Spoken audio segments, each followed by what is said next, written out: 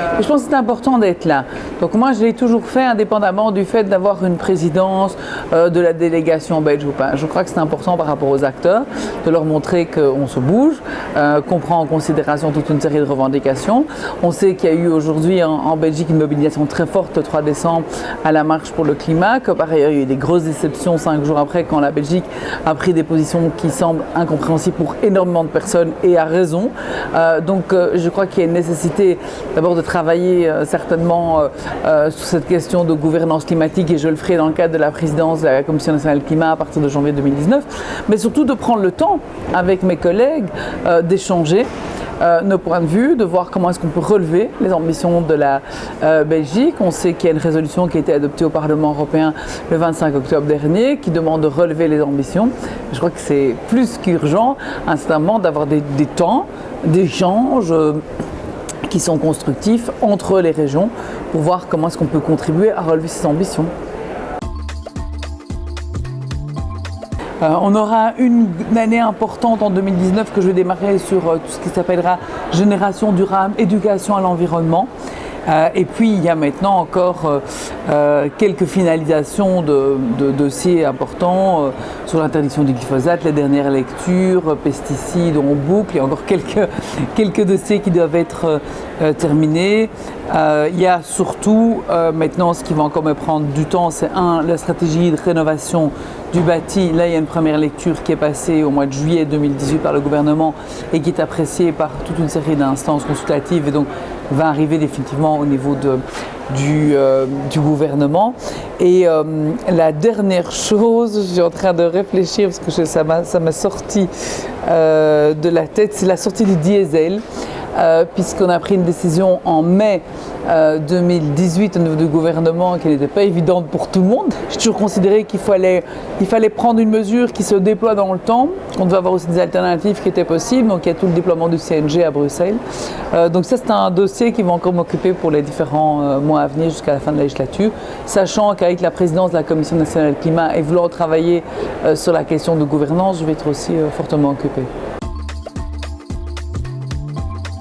En fait, c'est en décembre 2014 que je suis venue avec cette idée la première fois, puisque je sortais d'une charge qui était celle du commerce extérieur et qu'il existe une agence en fait fédérale pour le commerce extérieur. Et je trouve que le mode de fonctionnement était quelque chose d'intéressant dans la mesure où ça vous permet d'avoir un conseil d'administration avec évidemment des représentants des ministres concernés, mais surtout des experts et des personnes issues de la société civile.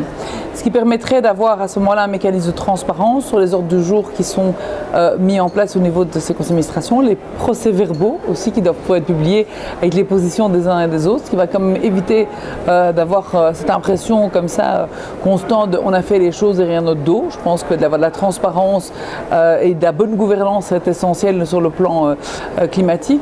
D'avoir aussi un forum permanent. Je pense qu'aujourd'hui, une des difficultés de la gouvernance climatique, c'est qu'on entend beaucoup parler en fait de la thématique à l'approche d'une COP, on entend parler à la veille d'un Conseil européen, mais que ça ne donne pas toujours, et c'était mon impression, une nécessaire fluidité permanente en fait d'échange qui permettra à ce moment-là de dire attention, là l'ambition elle va être légèrement trop basse par rapport aux objectifs, il faut le relever. Si vous mettez en place une agence fédérale pour le climat avec des ordres du jour, des PV, entre par exemple le dimanche 3 décembre, marche pour le climat, et le mardi 5 où la directive de passer au plan européen, vous auriez d'avoir une convocation d'urgence du conseil d'administration en disant attention, là il y a un signal qui a été envoyé, je vous rappelle que demain au niveau du conseil, il y a juste un diplomate qui va y aller parce que la ministre fédérale n'y va pas, on va avoir une difficulté.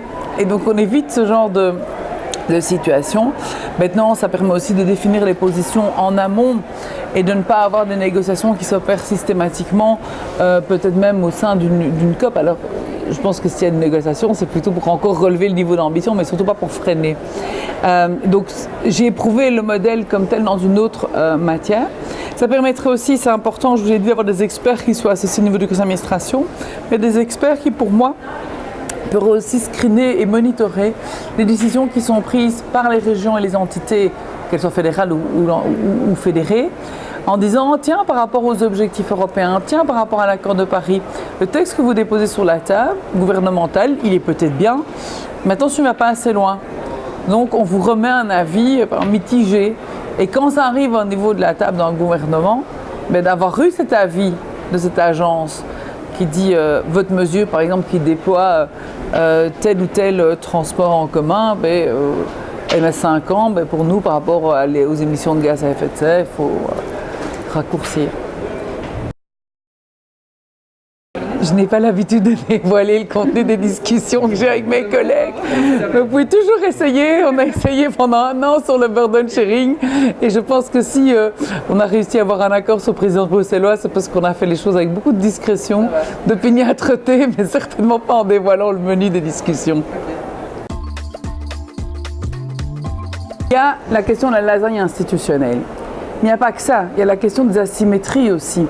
Des asymétries en termes de majorité.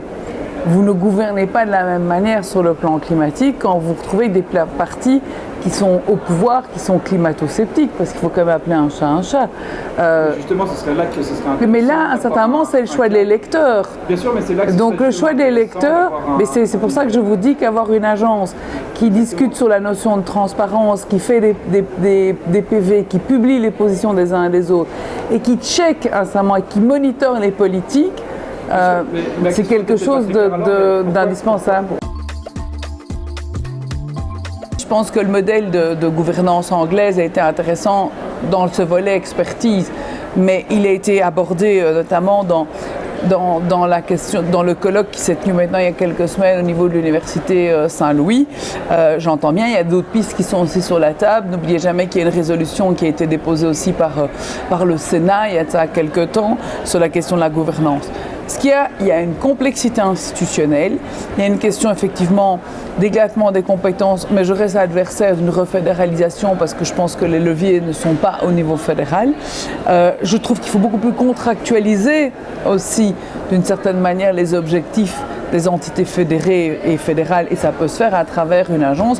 Maintenant, une loi climat, j'ai pas de problème avec ça, mais il faut pas penser qu'il y a une solution qui est plus la panacée qu'autre. Je pense qu'il y a un état d'esprit général et il y a aussi il faut amener un panel de solutions. Mais vous n'empêcherez jamais le vote de l'électeur. Et donc aujourd'hui, personne ne peut savoir ce qui sortira des urnes au mois de mai 2019. Et j'espère très sincèrement que ne sortiront pas des urnes renforcer les climato-sceptiques de ce pays.